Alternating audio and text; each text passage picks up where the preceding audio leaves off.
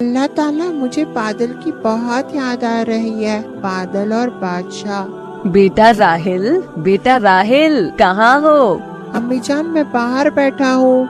क्या हुआ मेरे बेटे, ऐसे उदास क्यों बैठे हो? बादल और बादशाह की जाने के बाद मेरा मन नहीं लगता।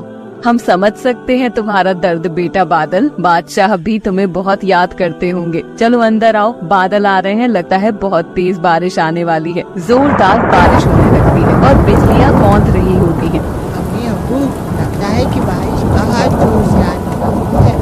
हाँ बेटा, लगता तो ऐसा ही है। अल्लाह रहम फरमाए। सारे गांव वालों के घर में पानी भर जाता है और अब्दुल्ला की छत में टूटी होती है। या अल्लाह, कितनी जोर से बारिश हो रही है। हमारा घर तो पहले से ही टूटा हुआ है। अपना रहम फरमा मेरे रब। बेटी रेशमा कहाँ गई? वो तो पारा पढ़ने मस्जिद गई थी। या अल्लाह, मेरी बेटी की हिफाजत अता फरमा। अम्मी अब्बू, मैं देख कर आता हूँ मस्जिद में। नहीं बेटा, तुम नहीं जाओ, मैं जाकर देखता हूँ। बाहर बहुत बारिश हो रही है। अब्दुल्ला घर से बाहर जाता है। अब्दुल्ला पूरे गांव में देखता है कि हर तरफ पानी पानी होता है। उसका आधा शरीर पानी में डूब जाता है और मस्जिद के पास जाकर देखता है, वहाँ बैठी रेशमा रो रही होती है। बेटी रेशमा, फिक्र मत करो, मैं आ गया हूँ। बाबा जल्दी आइए, मुझे बहुत डर लग रहा है, यहाँ बहुत पानी आ रहा है। अब्दुल्ला रेशमा को कंधों में बिठाकर पानी को चीरता हुआ अपने घर पर आता है। अब्दुल्ला और क्या देखता है कि घर में भी पानी भर गया होता है। सब लोग मिलकर बाहर पानी निकालने लगते हैं। कुछ देर बाद बारिश रुक जाती है। अल्लाह तेरा लाख लाख शुक्र है जो आपने इस बरसात को रोका। हम गरीबों के लिए तो क्या गर्मी, क्या सर्दी और क्या ये बरसात, सब एक जैसे हैं। हम गरीबों पर अपनी रहम बरसाते रहना। अम्मी जान, मुझे बहुत भूख लगी है। ठीक है बेटा, मैं अभी कुछ देखती हूँ। वो किचन में जाकर देखती है। सारे डिब्बे खाली थे, अनाज का एक भी दाना नहीं था। या अल्लाह रहम फरमा, मेरे बच्चे भूख से भिलक रहे हैं। मैं क्या करूँ? बच्चों ने 4 दिन से कुछ नहीं खाया है। या अल्लाह रहम फरमा। इतने में अब्दुल्ला आता है। बच्चों ने 4 दिन से कुछ नहीं खाया है और खाने के लिए जिद कर रहे हैं। मैं क्या करूँ बताइए? तुम फिक्र ना करो, अल्लाह बहुत बड़ा है, वो कुछ न कुछ इंतजाम करेगा। वो भूखा जगाता जरूर है लेकिन भूखा सुलाता नहीं। ठीक है, मैं बाहर जाकर कुछ देखता हूँ, शायद कोई काम मिल जाए। लेकिन बरसात होने के कारण हर तरफ तबाही थी। कहीं कुछ खाने के लिए नहीं था। अब्दुल्ला हर तरफ घूमने के बाद निराश होकर वापस आता है। क्या हुआ जी, कुछ खाने का इंतजाम हुआ? नहीं, गांव में हर तरफ पानी ही पानी है, कहीं कुछ नहीं है। रेशम और राहिल सारी बातें सुन रहे होते हैं और पास जाकर कहते, बाबा, हमने मस्जिद में जाकर खा लिया था। वहाँ एक अलीम बुजुर्ग लोगों को खाना बांट रहे थे। हमें वहाँ से 2 रोटी मिली। एक रोटी हम दोनों ने मिलकर खाई और एक रोटी आप लोगों के लिए लाई। आप लोगों ने भी तो कई दिनों से कुछ नहीं खाया है ना? सकीना अब्दुल्ला ये देखकर उनकी आंखें नम हो जाती हैं। हर एक माँ बाप को तुम जैसी नेक औलाद अता फरमाए अल्लाह। मैंने कहा था ना, अल्लाह भूखा जगाता जरूर है लेकिन भूखा सुलाता कभी नहीं। वो अपनी रहमत किसी न किसी रूप में भेज ही देता है। बस सब अल्लाह का शुक्र है। वो सब अब अल्लाह का शुक्र अदा करते हैं और सो जाते हैं। राहिल और रेशमा एक साथ लेटे होते हैं। भाई, मुझे बहुत भूख लग रही है। भूख के कारण मुझे नींद नहीं आ रही। अच्छा रुक मेरी बहन, मैं तेरे लिए कुछ न कुछ बाहर से लेकर आता हूँ। राहिल बाहर जाकर देखता है तो वहाँ तूफान आया होता है। कभी राहिल को एक अमरूद का पेड़ दिखाई देता है। राहिल अमरूद तोड़ने के लिए जाता है। वैसे ही तेज बारिश आने लगती है। बारिश इतनी तेज कि राहिल समझ में नहीं आता कि वो क्या करे। वो अमरूद का पेड़ पकड़ लेता है, अल्लाह से दुआ करता है, अल्लाह मुझे बचा ले। मेरे बादल और बादशाह मुझे हमेशा बचाते थे, लेकिन आज वो नहीं है तो मुझे कौन बचाएगा? या अल्लाह मेरी हिफाजत फरमा।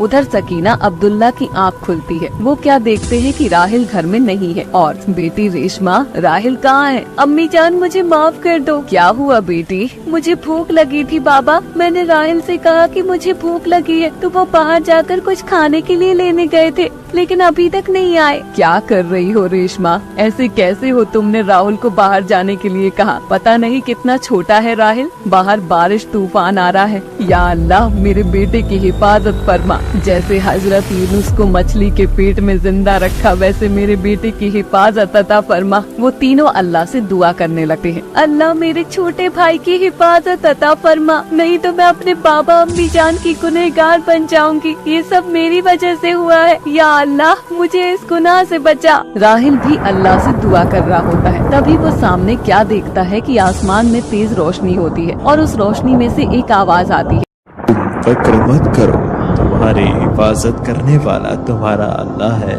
मेरे सिवा कोई माबूद के लायक नहीं। मेरी मर्जी के बिना एक पत्ता भी नहीं हिल सकता। मैं तुम्हारी हिफाजत के लिए तुम्हारी जान, बादल और बादशाह को तुम्हारे पास भेज रहा हूँ। वो क्या देखता है कि आसमान को चीरते हुए तेज रोशनी में बादल और बादशाह आ रहे हैं। राहिल देखकर ही बहुत खुश हो जाता है और वो राहिल को बचाते हैं। हम बहुत खुश हैं। हम तुमसे एक बात ये कहना चाहते हैं कि अपनी अम्मी और अब्बू का दिल ना दुखाना, ना ही उनसे फरमानी करना, झूठ से परहेज रखना, कुरान और नमाज की पाबंदी रखना। ये सब करने से अल्लाह बहुत खुश होता है। इसका सिला तुम्हें ऊपर जाकर मिलेगा। हर एक नेकी के बदले अल्लाह तुम्हें 70 नेकियां अता फरमाएगा। इस तरह एक बार फिर बादल और बादशाह राहिल की जान बचा ली। बादल और बादशाह राहिल को सही सलामत उसके घर छोड़ देते हैं और अल्लाह के घर वापस चले जाते हैं। राहिल सारी बात अपनी अम्मी और अब्बू को बताता है। बादल और बादशाह हमारे लिए ये फरमान लाए थे कि हमें नमाज और कुरान की इबादत करनी चाहिए, झूठ से परहेज करना चाहिए। उस्मान बहुत छोटा था जब उसकी अम्मी गुजर गई थी, जिसके बाद उसके अब्बू अब्दुल ने उसे बड़े प्यार से पाला पोसा था। एक दिन उस्मान अपने अब्बू से जिद करता है, अब्बा, आप अपने काम में मशरूफ रहते हैं और मैं घर पर अकेला रहता हूँ। मेरा दिल नहीं लगता है स्कूल से आने के बाद। मैं सारा दिन अकेला रहता हूँ और मुझे डर भी लगता है। मेरे बच्चे, तू तो बहादुर बच्चा है ना, और बहादुर बच्चे किसी से नहीं डरते। अब्बू, आप मेरे लिए कोई पालतू जानवर ले आइए ना। मैं उसके साथ खेला करूँगा और मेरा मन भी लगा रहेगा और मुझे एक साथी भी मिल जाएगा। उस्मान की बोली हुई ये बात अब्दुल को अच्छी लगती है और उसके बाद वो उस्मान के लिए एक छोटा सा बकरा लेकर आता है, जो कि दिखने में बहुत प्यारा था। उस्मान उस बकरे को देखकर बहुत खुश होता है और अपने अब्बा से कहता है, अब्बा, ये बकरा तो सच में बहुत प्यारा है, लेकिन मैं इसको किस नाम से बुलाऊंगा? मुझे समझ नहीं आ रहा है। आप इसका कोई अच्छा सा नाम बताइए ना। तुम तो जानते ही हो कि हमारे लिए 786 नंबर कितना मायने रखता है, इसीलिए तुम इस बकरे का नाम भी 786 ही रख दो। अब्बा जान, आपने तो बहुत पते की बात की है। हम इसको 786 बुलाया करेंगे। उस्मान ये बोलकर खुश हो जाता है। ऐसे ही दिन बीतते हैं। किस्मत के चलते जब से 786 उनके घर पर आया था, उनकी दिन दुगनी रात चौगनी तरक्की हो रही थी। अब्दुल का काम चल निकला था और उस्मान भी पढ़ाई में अच्छा कर रहा था। ये सब उनका पड़ोसी फिरोज देखा करता था और ये सब होते देखकर वो जला करता था। एक दिन फिरोज ये सब होते देखकर अपनी बेगम रजिया से कहता है, अल्लाह जाने इन दोनों बाप बेटों के हाथ में ऐसा कौन सा खजाना लग गया है कि जब से वो 786 बकरा इनके घर पर आया है, दोनों बाप बेटे के पैर जमीन पर नहीं टिक रहे। इसका बेटा पढ़ाई में बहुत अच्छे नंबर ला रहा है और अब्दुल का भी काम काज अच्छा निकल रहा है। जी हाँ, आप बिल्कुल ठीक कह रहे हैं। और एक हमारा नालायक बेटा फैज है कि कोई पढ़ाई करके राजी ही नहीं है। मैं तो कहती हूँ हम भी 786 नाम का कोई बकरा पाल लेते हैं। हो सकता है कि हमारे भी दिन बदल जाएं। रजिया की ये बात सुनकर फिरोज भी एक बकरी लेकर आता है, जिसका नाम 786 रखता है। लेकिन उस बकरी के आने के बाद भी उन लोगों के हालात नहीं बदलते, बल्कि उनका बेटा फैज अपनी क्लास में फेल हो जाता है। जिसके बाद फिर फिरोज उस बकरी को वापस उसके मालिक के पास छोड़ आता है और आकर अपनी रजिया बेगम से कहता है, अरे उस बकरी ने तो हमारे दिन और उल्टे कर दिए हैं। सारा दिन बस खाती रहती है और हल्की होती रहती है। मुझे लगता है इन गरीब लोगों के पास कोई जादुई 786 बकरा है जो इनको किस्मत से मिला है। फिर आप ऐसा करने की क्यों सोच रहे हैं जिससे इनकी सारी अच्छी किस्मत हमारे पास आ जाए? कहीं आप इनका बकरा चुराने की तो नहीं सोच रहे? जिसके बाद फिरोज एक शैतानी मुस्कान रजिया को देता है और रजिया भी इस बात से कोई एतराज नहीं करती। उसके बाद फिरोज एक रात उस्मान और अब्दुल के घर से 786 को चुरा लाता है और अपने पास रख लेता है। कुछ दिन के बाद भी उसकी किस्मत में कोई सुधार नहीं आता और वो 786 को एक छड़ी से पीटने लगता है। 786 कराह रहा था और फिरोज कहता है, ना जाने ये बकरा यहाँ करिश्मा क्यों नहीं दिखा रहा है। उस गरीब के घर तो 786 बकरा अपनी मेहरबानी की बारिश कर रहा था और यहाँ आकर मनहूस लग रहा है। जब से आया है रजिया भी बीमार पड़ रही है। फिरोज छड़ी से 786 को पीटता जा रहा था और वो दर्द से कराहे जा रहा था और वहीं दूसरी तरफ उस्मान का भी रो रो कर बुरा हाल था, क्योंकि 786 के बिना उसे बहुत अकेलापन महसूस हो रहा था। उस्मान रोते हुए अपने अब्बा से कहता है, देखिए ना अब्बा जान, कौन मेरे 786 को चुरा कर ले गया है। उसके बिना मुझे बिल्कुल भी अच्छा नहीं लग रहा है। मेरा कुछ भी खाने पीने का मन नहीं कर रहा है। अब्बा जान, आप मेरे 786 को वापस ले आइए ना। अरे उस्मान मेरे बच्चे, आखिर मैं इतने बड़े शहर में उस चोर को कैसे ढूंढूंगा जिसने हमारे 786 को चुराया है। तुम अपना दिल छोटा मत करो, मैं तुम्हारे लिए एक नया बकरा लेकर आऊंगा और उसका भी नाम 786 रख दूंगा।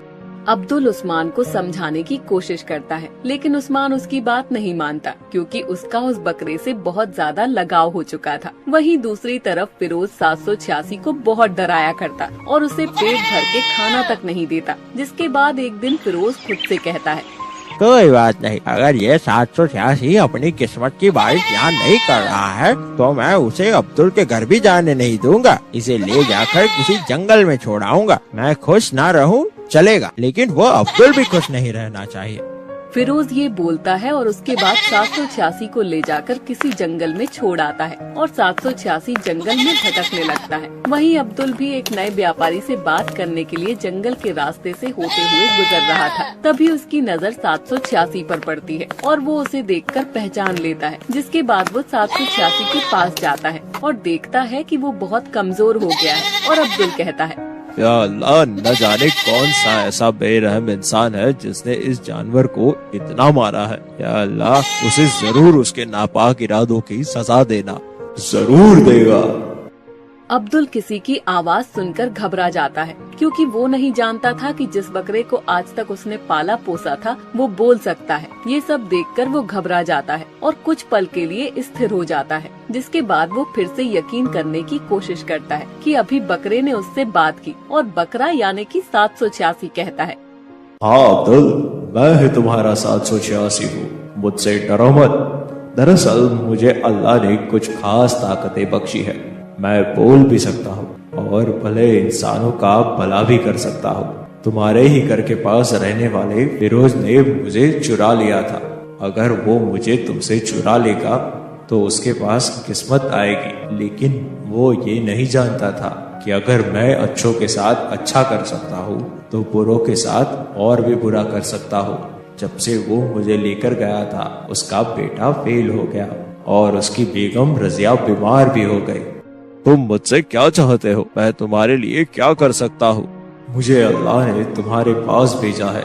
अब इस बार आने वाली बकरा ईद पर तुम मेरी कुर्बानी दोगे तो अल्लाह तुम्हें हमेशा सारी खुशियाँ देगा और तुम्हें अपनी जिंदगी में किसी भी चीज की कोई परेशानी नहीं होगी। अगर इस बकरा ईद पर तुमने मेरी कुर्बानी नहीं दी तो मैं एक आम बकरे में तब्दील हो जाऊंगा और मेरे पास कोई शक्ति नहीं होगी। अब ये तुम्हारे ऊपर है, तुम्हें एक अच्छी किस्मत चाहिए या फिर सच में एक 786 नाम का साधारण सा बकरा। मैं तुमसे बस यही कहूंगा कि मैं चाहता हूँ कि तुम मेरी कुर्बानी दो, क्योंकि मैं भी अल्लाह ताला के पास जाना चाहता हूँ। अब मैं इस दुनिया में और नहीं रहना चाहता, बाकी तुम्हारी मर्जी। अब्दुल जब ये सब कुछ सुनता है तो उसे अपनी बातों पर यकीन नहीं होता, लेकिन इस समय वो बकरे को बोलते हुए देख रहा था और 786 के आने के बाद से अब्दुल का नसीब बदला था। 786 तिलिस्मी है। जिसके बाद अब्दुल 786 को लेकर घर आता है और उस्मान उसे देखकर बहुत खुश होता है, लेकिन अब्दुल उस्मान को उसकी ताकतों के बारे में कुछ भी नहीं बताता। उस्मान 786 को देखकर उसे अपने गले से लगा लेता है और कहता है, तुम कहाँ चले गए थे? तुम्हें पता है मैं तुम्हें कितना याद कर रहा था। मैं तुमसे बहुत प्यार करता हूँ। उस्मान की खुशी को देखकर अब्दुल को बहुत खुशी होती है। जिसके बाद ऐसे ही दिन बीतते हैं और बकरा ईद आने वाली थी। अब अब्दुल के सामने ये समस्या थी कि वो 786 की कुर्बानी दे या फिर उसे अपने बेटे के लिए कुर्बान ना करे। दिन बीते और अगले दिन बकरा ईद थी। जिसके बाद अब्दुल ने उस्मान को सब कुछ बता दिया। उस्मान ये सारी बातें सुनकर रोने लगा और कहने लगा, अब्बू, हमें कोई धन दौलत नहीं चाहिए, कोई खुशियाँ नहीं चाहिए। आप मुझसे मेरे 786 को दूर मत करिए, मैं उसके साथ रहना चाहता हूँ।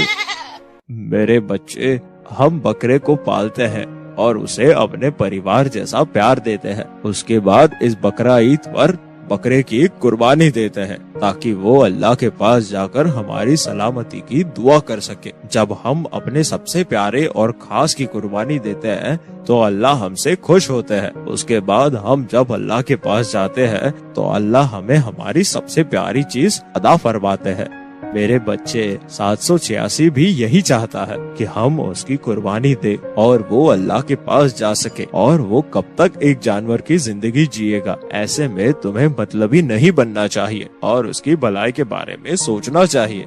उस्मान अपने अब्बा की बातें सुनकर रोने लगता है, लेकिन उसे अपने अब्बा की बातें सही लगती हैं। जिसके बाद अगले दिन ही उस्मान आंसुओं के साथ 786 को विदाई देता है। दोनों बाप बेटे मिलकर दुआ करते हैं और उसके बाद बकरा ईद पर 786 की बलि देते हैं। जिसके बाद 786 के शरीर से एक रोशनी निकलती है और आसमान में चली जाती है। उसके बाद अब्दुल की किस्मत बदल जाती है। उसे काम में बहुत मुनाफा होता है। वहीं उस्मान भी एक छोटा सा नया बकरा ले आता है और उसका नाम 786 रखता है। इस तरह गरीब का 786 वाला बकरा अल्लाह के पास भी चला जाता है और उन लोगों के साथ भी रहता है।